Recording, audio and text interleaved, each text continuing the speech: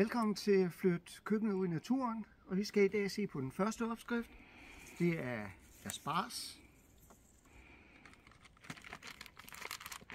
med skinke, parmaskinke og ost, som skal steges på panden.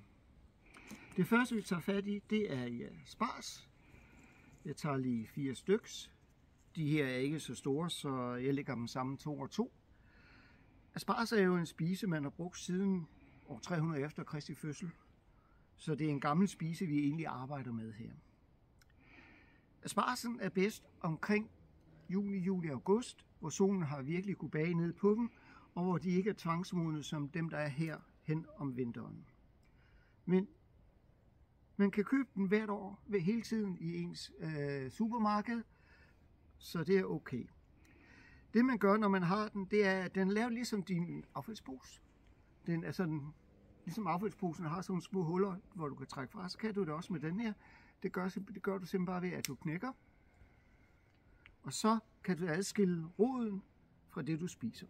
Vi lægger det her over, så jeg kan tage det med mig igen. Vi husker, alt hvad vi tager ind i skoven, tager vi også ud af skoven. Vi gør det samme her.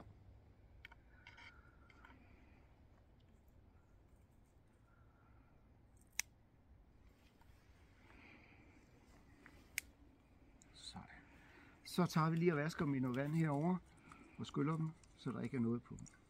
Og så lægger vi dem klar. Sådan lidt pænt. Sådan. Det næste vi skal have fat i, det er noget skinke. Det er vigtigt, at det her det er en spansk. Det kunne også være en italiensk. Deres lufttørrede skinker er gode til det her. Vi skal helst ikke have de danske skinker, for det har ikke samme smag, som de her de har. Så det vi gør, det er, at vi tager noget ud af det ud.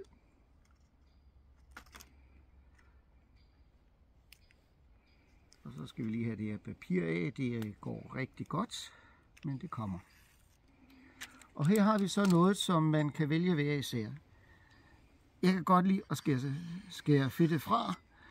Er man en af dem, der godt kan lide fedtet, så lader man det selvfølgelig bare blive på.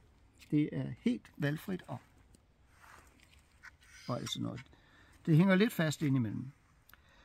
Nu bruger jeg det her skinke. Man kan også bruge bacon.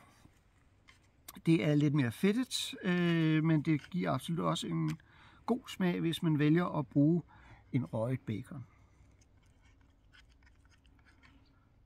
Sådan. Så er den her klar.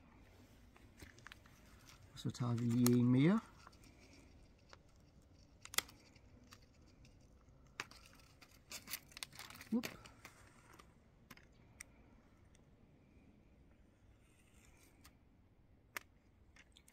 Og igen, fordi jeg har det med, at jeg ikke er så begejstret for fedt, så skal jeg det lige tillade mig lige at skære det fra.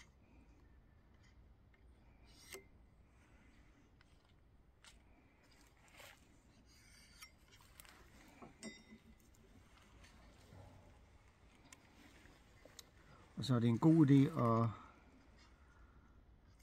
rulle det sådan lidt skævt på, så det kommer til at dække så meget af stænglen som overhovedet muligt. Så er de klar. Og vi har selvfølgelig også noget ost, som jeg har sagt, men det skal faktisk først rigtig på, når vi har stegt dem. Og det jeg har her, det er en hård ost. Det kan være en parmesan. I det hele taget bare, at det er en hård ost, man kan rive. Så kan man bruge det, fordi at det ser lidt pænt ud, når vi kommer dertil. Så det næste, det er, at vi skal have stegt det, og det kommer i videoen nedenunder. Så indtil videre siger jeg tak her fra Flyt køkkenet ud i naturen.